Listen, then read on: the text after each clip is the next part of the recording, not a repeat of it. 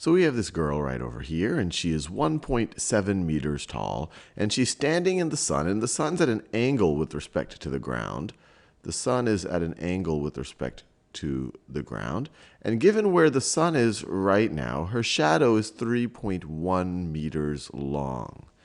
What I want you to do is pause this video and try to figure out that angle of the sun relative to the ground. Or another way, let me be a little bit more specific.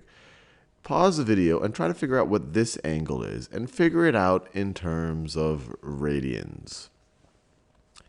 So as you might imagine, we have an angle, and then we have the lengths of two sides, and we could figure out the ratios of the lengths of sides. So this might be involving a little bit of trigonometry.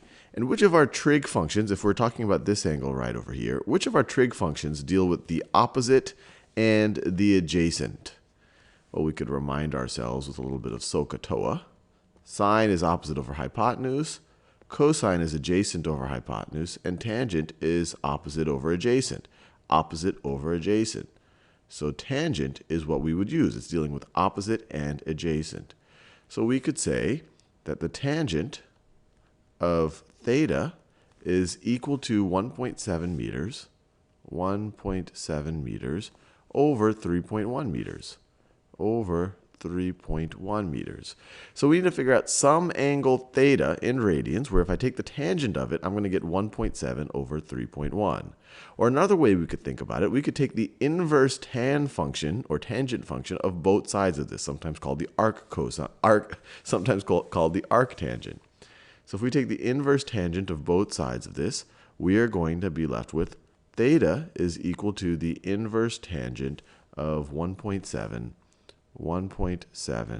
over 3.1 over 3.1. And this isn't something that's very easy to kind of look at the unit circle and try to figure out what this is going to be. So let's just use our calculator for this one. So let's see. We want to take the inverse tangent. So give me the angle whose tangent is the number that the argument that I'm going to give to this inverse tangent function. The inverse tangent of 1.7 over 3.1. And before I even press enter here, let me make sure I'm in the right mode. So no, I'm not in the right mode. So I was in degree mode. Let me go into radian mode.